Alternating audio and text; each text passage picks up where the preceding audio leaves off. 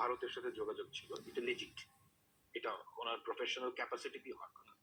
তো ওনাকে বাংলাদেশে আওয়ামী লীগ সরকার প্রায় 15 জন এমপি রিজিউমে সিভি দিয়েছেন ভারতে পৌঁছানোর জন্য, এবং এর মধ্যে 3 জন যেটা হিন্দিতে ট্রান্সলেট করে দিয়েছে। সিরিয়াস, বুঝতেই পারছি মানে হিন্দিতে এখান থেকে ট্রান্সলেট করে দিয়েছে যাতে সেখানে পৌঁছলে পড়তে সুবিধা হয়। এখন আমি আসলেই মনে করি না যে ধরা যাক যদি বিএনপির, আমি বিএনপির কিছু নেতাদের সাথে কথা বলছি, আমার কাছে কখনোই মনে হয় না যে তারা প্রো ইন্ডিয়া। ওকে, তারা পরিপূর্ণভাবে প্রো বাংলাদেশ, কিন্তু তার মানে এই না যে আপনি ভেঙে ফেলবো, মানে মানে আপনাকে রিয়েলিস্টিক হতে হবে। আচ্ছা, কথাটা যখন উঠলোই আমার কাছে কিন্তু সবসময় মানে আমি এইটা আওয়ামী লীগের সময়ও আওয়ামী লীগের লোকজনরে বিএনপির লোকজনরে সবসময় আমি এটা বলছি যে ভারত হয়তো আওয়ামী লীগের সাপোর্ট করে, কিন্তু ভারতের এই জুজুর ভয়টা বোধহয় আওয়ামী লীগে বেশি দেখায়। এটা একটা জুজু করে ওরা হয়তো এটা দেখায়। তাইলে এটা সত্যি মানে ভারতে সিভি পাঠাইতে হইতো হিন্দিতে ট্রান্সলেশন করে? আচ্ছা, পাঠাতে হতো কিনা এটা আমি জানি না, কিন্তু পাঠানো হয়েছে। আচ্ছা, মানে তাহলে আমি একটা জিনিস বলি যে আপনার কাছে কি মনে হয় এই জুলাই আগস্টের আন্দোলনের সময় ভারত তার ওই যে ব্লেসিং, সেই ব্লেসিং এর হাতটা একটু সরাই নিছিল শেখ হাসিনার উপর থেকে? না না না, আমি আগেও বলেছি যে লাইভ টিভিতে একটা বাজে শব্দ করে বলে ফেলেছি। যাই হোক, আপনার অনুমতি নেই বলছে ফ্রম র ইট ওয়াজ এ ক্লাস্টার ফাক, as simple as that. তাদের ইন্টেলিজেন্স 100% ফেল করছে। এটার কারণ হচ্ছে they took it very easy. They took it, মানে আমরা কিন্তু আমি একা না, আর আমরা অনেকে ভারতীয় পত্র পত্রিকায় লিখেছি যে এই ঘটনাটা ঘটতে পারে। আমি নিজে লিখেছি, অনেক লিখেছে, এরকম আরো অনেকে লিখেছে যে বাংলাদেশে, এবং এখন থেকে না বহু বছর ধরে, যে বাংলাদেশে ব্যাপকভাবে অ্যান্টি ইন্ডিয়ান সেন্টিমেন্ট তৈরি হয়েছে, এবং এই অ্যান্টি ইন্ডিয়ান সেন্টিমেন্ট তৈরির মূল কারণ হচ্ছে গিয়ে ভারত একটা অবৈধ ফ্যাসিস্ট রেজিমকে ব্লাইন্ডলি সাপোর্ট করছে, এবং এই কথা ইন্ডিয়ানরা তো শোনেই নেই। এবং সেই সাথে তাদের যে ইন্টেলিজেন্স, এটা কোনো আমি মনে করি না খুব একটা এফিশিয়েন্ট। এটা আমি একটা কারণও আছে যে আমি বিভিন্ন সময় তাদের টক শোতে যারা তাদের বাংলাদেশ এক্সপার্ট তাদের কথা শুনি, ইউ উইল নট বিলিভ যে তারা কোন লেভেলের ইগনোরেন্ট।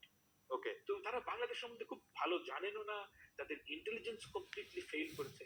এবং আমি মনে করি না যে ভারত আওয়ামী লীগের উপর থেকে হাত উঠিয়ে নিয়েছে, এটা কমপ্লিটলি হোম গ্রোন আন্দোলন, এবং এই অভ্যুত্থানের কারণে তারা পরাস্ত হয়েছে। সায়ের ফিরে আসছে, আমি শুধু এই প্রশ্নটা করে রাখি, এটা সায়েরও আসলে একটু আমি জানতে চাইবো যে মানে ধরেন আমরা থিওরিতে ফেলি, মানে আসলে ইদানিং হয়েছে কি এমন সব কমেন্ট আসে এবং কাইটা কুইটা এমন কি প্রশ্নের যে কি, কিন্তু আমি প্রশ্নটা এরকম করতে চাই যে যদি আমি ধরে নিই যে আপনি যে শব্দটা বিউটিফুল শব্দটা ব্যবহার করে বললেন জুলাই আগস্টে র যেটা করছে, তো সেইটা কি 15 বছর ধরে কি তারা এটা সফল হইতেছিল? 15 বছর ধরে কি তারা তাগো আয়ত্তে ছিল? আইসা এই পয়েন্টে আইসা এটা ব্যর্থ হইলো? স্যার, আমরা কথা বলতেছিলাম যে ইন্ডিয়া আসলে শেখ হাসিনার উপর থেকে তার ব্লেসিং এর হাতটা সরাই লইছিল কিনা, যেই কারণে জুলাই আগস্ট, না এটা আপনি একটু পরে করেন, আমি একটু ফাহামরে জিগাইলো এই ঘটনাটা যে ফাহাম আপনার কাছে কি মনে হয় যে আগে সফল ছিল পরে সফল হয় এই পয়েন্টটা হিসাবে ব্যর্থ হয়েছে? এখানে আমি দেখেন ভাই, আমি আপনাকে একটা এইখানে কিছু কথা বলা যায়, ঠিক আছে বলি, আমি রিস্ক নিয়ে কথাটা বলি, রিস্ক নিয়ে কথাটা বলা মানে মানুষের শোনাও দরকার। হচ্ছে কি, আমার সাথে একজনের কথা হচ্ছিল যিনি ভারতের সরি ভারত না, আমি বলছি যে বাংলাদেশের ইন্ডিয়ার সাথে যে গ্যাস এবং মানে এনার্জি ডিল এটার সাথে যুক্ত ছিল। তো উনি আমাকে একটা ইন্টারেস্টিং পার্সপেক্টিভ দিয়েছেন, আপনারা মনে করেন যে এই সময় কিভাবে ঘটনাটা ঘটতো। এটা এগেইন আমি কিন্তু এটা তার ভার্সনটা বলছি, এটা সত্য কি মিথ্যা জাজ করার ক্ষমতা আমার নাই, আমি শুধু তার ভার্সনটা আপনাকে বলছি, কিন্তু এটার মধ্যে ইনস্ট্রাকশন আছে, এটা ইন্টারেস্টিং। তার ভার্সন অনুযায়ী যে ভারতীয় যারা কর্মকর্তা ছিল তারা এই ডিলগুলো করতেন কিভাবে, যে বাংলাদেশিরা গিয়ে বাংলাদেশিদের সাথে ডিল করবে, গভর্নমেন্টকে প্রেসার দিবে থ্রু ইন্ডিয়া। ওকে, এবং তার ভার্সন অনুযায়ী যে এটার মধ্যে যে যারা এই এখানে উপস্থিত যারা মানে ভারতীয় কর্মকর্তা হাই কমিশনার, তারা এটা আদৌ গভর্নমেন্ট ব্যাকড কিনা কেউ জানে না। এখানে একটা সিন্ডিকেট তৈরি হয়েছে। এখন এই সিন্ডিকেট যে তৈরি হয়েছিল, এটা আপনাকে কি ইঙ্গিত করে? আমার কাছে আমার রিডিং, যদি এই ভার্সন সত্যি হয়ে থাকে, যে আমার কাছে মনে হচ্ছে এটা একটা ভেরি ডিসফাংশনাল থিং, এবং এখানে একটা একটা একটা অর্গানিকলি সিস্টেম তৈরি হয়েছিল, যেখানে বাংলাদেশের লোকেরা মনে করতো যে ভারতের blessing, which is actually not ভারতের ব্লেসিং। এখানে ফাইন্যান্সিয়াল লেনাদেনও হয়তো হতো, এবং মানে অ্যাবসলিউটলি মানে মানে ও ভারতের লোকজনের ঠেকাটা কি, এটাই আমি আসলে বুঝতে চেষ্টা করতেছিলাম যে মানে মানে ঠেকাটা কি। এবং আপনি ফাইন্যান্সিয়াল লেনদেনের কথাটা বলতেছিলেন, আপনি শেষ করেন, তারপরে সরি। তো এখন এই লেনাদেনে যদি কেউ অভ্যস্ত হয়, বা আপনি চিন্তা করেন, আমি ওনার ভার্সনটা সত্য বলে ধরে নিচ্ছি ফর ওয়ান সেকেন্ড, এবং আপনি চিন্তা করেন যে আমি একজন ইন্ডিয়ান 30-35 বছরের সরকারি কর্মকর্তা, আমি বাংলাদেশে কাজ করতে এসেছি। কাজ করতে এসে দেখছি যে আমাকে ফ্ল্যাটারিং আচরণ করা হচ্ছে আমার সাথে, এবং আমাকে পয়সা দেওয়া হচ্ছে শুধু ফাঁপড় মারার জন্য।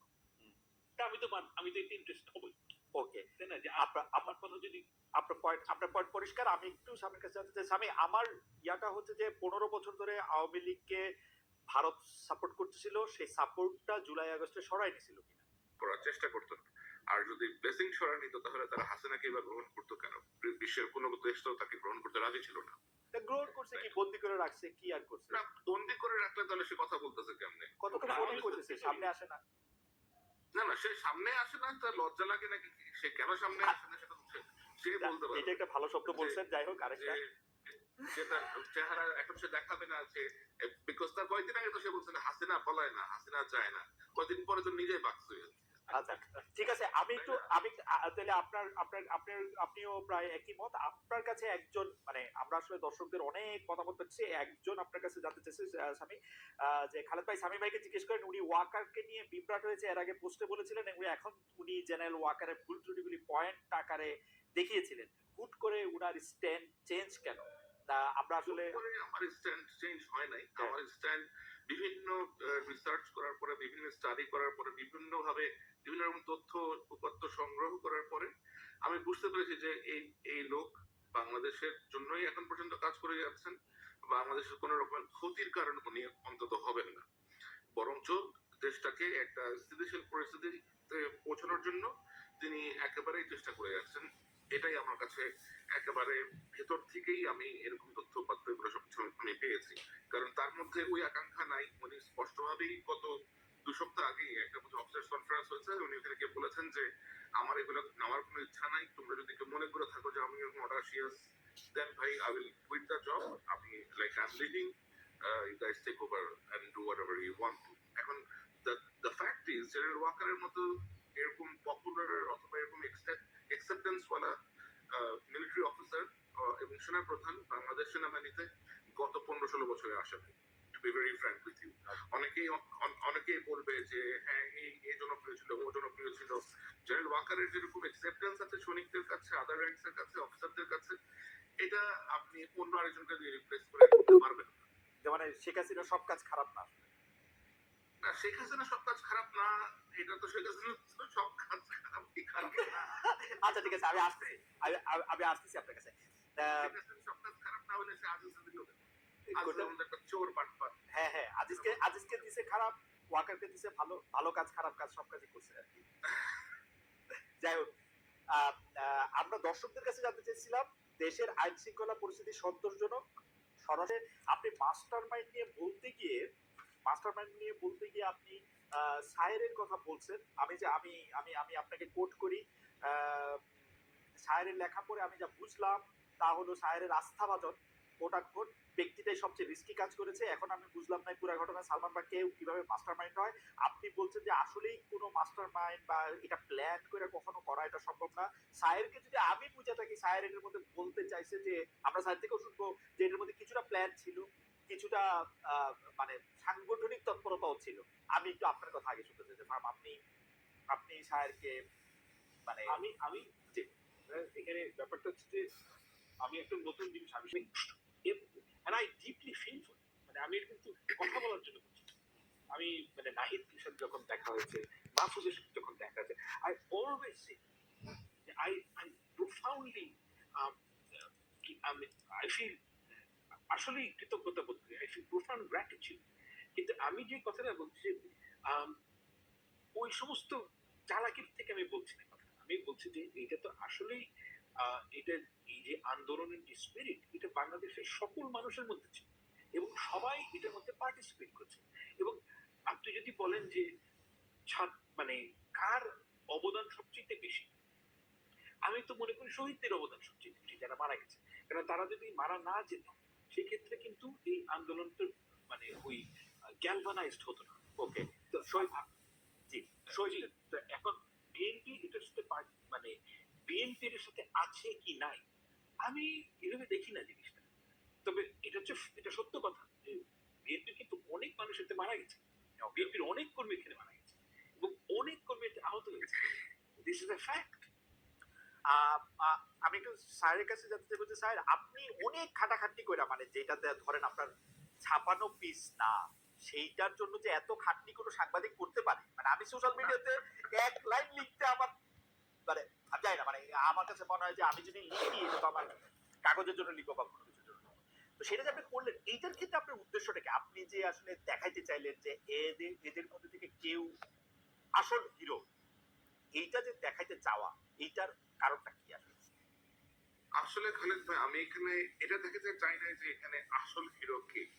এখানে I wanted to set the record straight. এই জিনিসটা আসলে আমার ধন্যবাদ যে আপনি আমাকে এটা বলার সুযোগ করে দিয়েছেন। আমার তো আসলে ধরেন আমি এটা যতটা কাছ থেকে দেখেছি, ধরেন 24-25 তারিখ থেকে, এর আগে আমি আমাকে দু এক জায়গা থেকে অ্যাপ্রোচ করা হয়েছিল যে যদি এরকম কিছু হয়, will we be in a position to give these guys any shelter or not?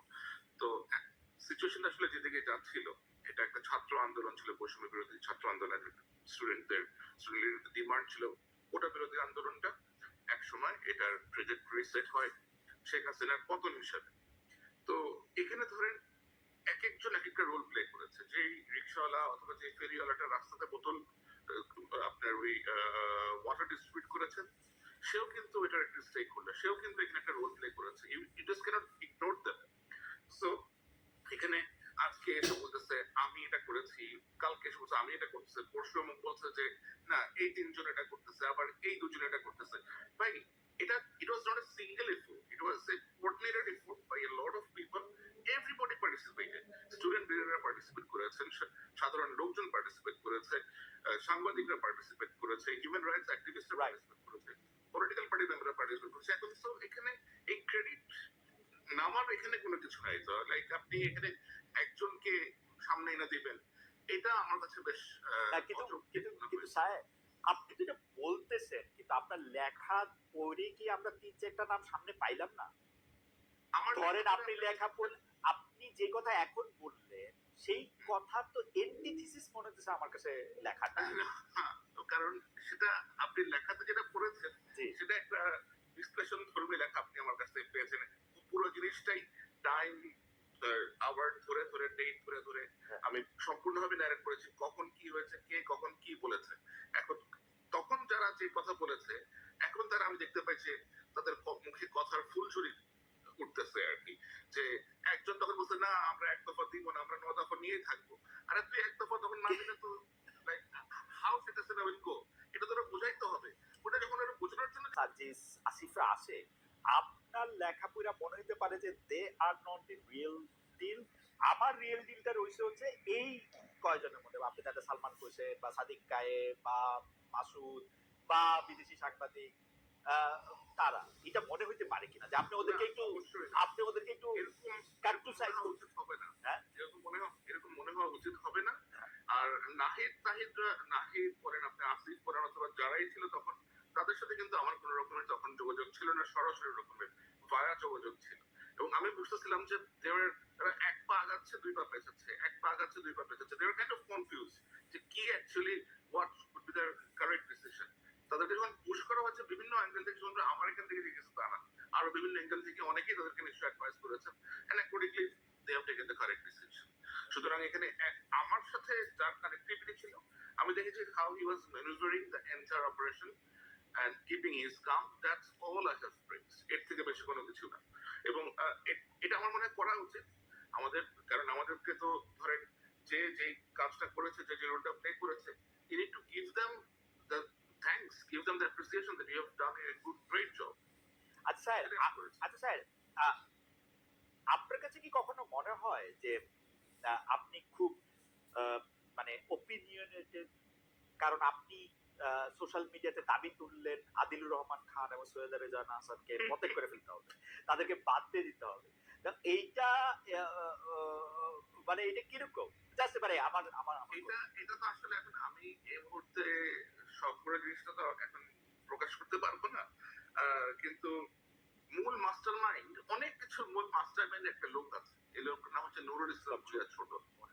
ওকে, এই লোকটা অনেক কিছুর মাস্টার মাইন্ড, তার সাথে অনেক আছে, মুস্তাইন জহির, তারপরে আরো কে আছে, এদের একটা চক্র আছে। এই চক্রটা কি চায় সেটা আমরা জানি, কিন্তু সেটা বাংলাদেশে সম্ভব হবে না, সরি। না, আপনি যেহেতু নামই বলে ফেললেন, এই চক্রটা কি চায়? মানে ফাহাম আব্দুল সালাম ওদের পক্ষের লোক, মানে আমি বোঝার জন্য বলছি, ফাহাম আব্দুল সালাম ওদের শত্রু। আচ্ছা আচ্ছা, মানে মানে আমি এখন খালিদ ভাই, আপনি মজার জিনিসটা দেখবেন, এখন যখন আমরা ন্যাশনালিস্টিক কথাবার্তা বলবো, বাংলাদেশ সেন্ট্রিক কথাবার্তা বলবো, ফাহাম আব্দুল সালামকে বানানো হবে ভারতের চর, ভারতের আমারে বানানো হবে আমি কচুকের থেকে শিক্ষা আসলে জিনিসপত্র, এবং বহুত কিছু এখন আসবে। ওকে, সো আমি তো কচুকের থেকে শিক্ষা আসতে হ্যাপি, আমি তো দিল্লির থেকে শিক্ষা আসতে চাই নাই ভাই, আমি তো বাংলাদেশে খোলা, আমি কথাগুলো আমার দেশের জন্য। তুমি এসে এই হয়েছে ওই হয়েছে, এগুলা কি ভাই? এই সমস্ত বুকিচুকি করার কোনো দরকার আছে নাকি? Work for your country, talk your people's language, like dance in their tune. Don't dance with anybody else's tune. That's my message is very straightforward. I am for my country. I am for my people. I will serve their purpose. I will work for them, and I will, if required, I will like. আচ্ছা sir, এই সিরিজে my life for them. আচ্ছা sir, এই সিরিজে আমার এটা শেষ প্রশ্ন। ধরেন আপনি এই ঘটনাটার বিস্তার বা এটার পক্ষের প্রমাণ আপনি দিবেন হচ্ছে আসলে পরে, ক্রমশ আপনি লিখবেন, এটা বুঝাই যাচ্ছে, কারণ আপনি যেটা বলেন সেটা। আমি একবারে ধইরা বাইন্দা কিন্তু যখন পর্যন্ত আপনি এটা লিখেন নাই, তখনই নামগুলি বলা এটা ঠিক, মানে হাউ ডাজ ইট সাউন্ড? মানে আপনি আদিলুর রহমান, এটা হচ্ছে কি আসলে খালেদ ভাই, যারা এটার সাথে যুক্ত আছে এবং যারা এই জিনিসগুলোর ব্যাপারে কম বেশি, ফাহাম ভাই, you will also you ask any politically, না, এটা তো বোঝা গেল ফাহাম যেহেতু উনাদের শত্রু, ফাহামও তো এই কথাই বলবেন। আপনি আপনার যে, of course you have a large circle back in Bangladesh, you just run these things, you just run what I say, যে স্পেসিফিক দরগা শরীফ, ওই একটা নিষিদ্ধ ঘোষিত যে পার্টি, এটারে অ্যাক্টিভ করতে যাচ্ছে কে, এটা যে ব্যান আছে, এটার ব্যানটা কে লিফট করতে চায়, গোলাম সারোয়ার নামে একটা ক্যারেক্টার আছে, এক লয়ার, সে কোথায় কোথায় গিয়ে কোঅর্ডিনেট করে বেড়াচ্ছে, এগুলো সব আমরা জানি রে ভাই, কি কোথায় যাচ্ছে, everybody like we know all of this things. আচ্ছা, আমি আপনার কাছ থেকে কথাটা একটু কাইরা নিয়ে আমি একটু ফাহামের কাছে, একটা খেলার কথা বা একটা লক্ষ্যের কথা সায়ের কিছুটা বললো, আমি একটু জানতে পারি বা আপনি একটু বলতে পারেন এই লক্ষ্যটা আসলে কি? মানে বাংলাদেশটা কি করবে? মানে মানে রহমানকে দেশে ফিরতে দিচ্ছে না জনাব ইউনূসের সরকার, তাকে আসলে বিভিন্ন ভাবে মাইনাস করার একটা পরিকল্পনা করা হচ্ছে। এই ব্যাপারে আসলে আপনার কোনো তথ্য আছে কিনা? আমরা প্রশ্নটাকে আরেকটু করতে চাই। জনাব তারেক রহমান দেশে ফেরাটা কবে ফিরবেন, এখনই ফেরা উচিত কিনা, তিনি কোনো কিছু আশঙ্কা করতেছেন কিনা? আমি আসলে আই হ্যাভ নো আইডিয়া উনি কি প্ল্যান করতেছেন, অথবা কারণ আমার তো এটা থাকাও না স্বাভাবিক না আসলে, কিন্তু আমি বিভিন্ন ভাবে বিভিন্ন সূত্রে যা জানতে পারি অথবা যা বুঝি, যে বিশেষ যে গোষ্ঠী আছে, সেই গোষ্ঠী বাংলাদেশে সহসা নির্বাচন হোক এটার পক্ষে তারা না, তারা চান বাংলাদেশের যে অবস্থায় বর্তমানে আছে অন্তর্বর্তী সরকার, এটাই আরো দীর্ঘায়িত হোক, অন্তত 2-3 বছর আরো দীর্ঘায়িত হোক, এবং তারপরে তারা একটা অবস্থাতে গিয়ে নিজস্ব একটা সুবিধা মতো পর্যায়ে পৌঁছে তারপরে তারা ইলেকশনটা দিতে চান, এবং তাদের ইলেকশন কন্ডাক্ট করতে তাদের কাছে অবশ্যই প্রথম বাধা হচ্ছে মূল যে পলিটিক্যাল পার্টিগুলো আছে, বিএনপি, জামাত, গণ অধিকার পরিষদ এবং অন্যান্য যে সমস্ত লাইক আপনার লিডারশিপ আছে তারা। সুতরাং অবশ্যই তারা তো চাইবেন না যে মিস্টার তারেক রহমান বাংলাদেশে যাক, বাংলাদেশে গিয়ে উনি ওনার লোকজনের সাথে ইনভলভ হোক।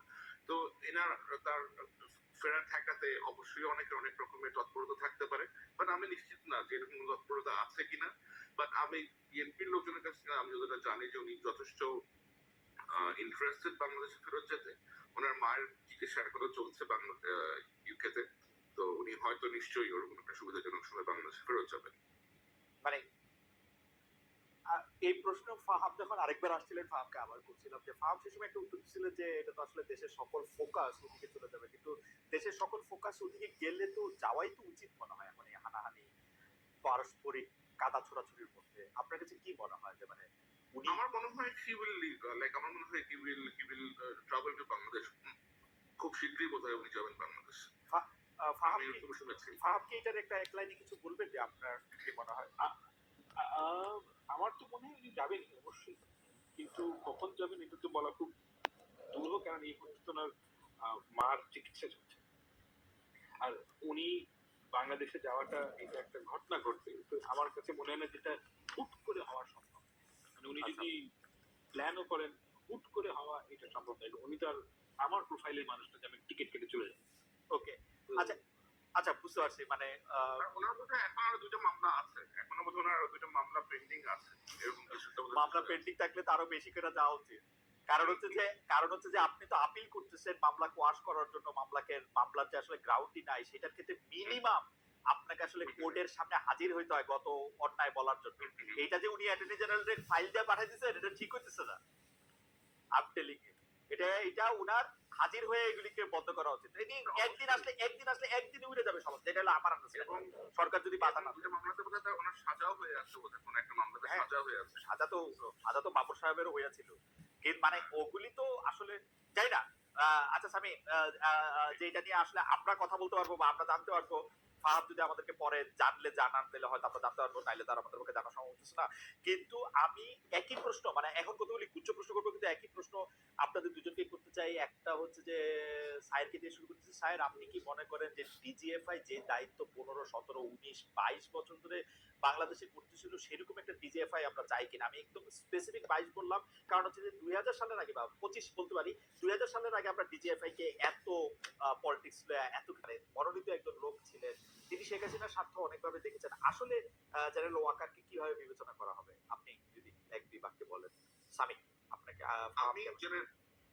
আমি জেনারেল ওয়াকারের বিষয়ে আমি তার খুবই ঘনিষ্ঠ মাধ্যম থেকে আমি যেটা জেনেছি, 5ই আগস্ট সকালবেলা উনি আপনার নামাজ পড়ে উঠে হি ওয়াজ ক্রাইং।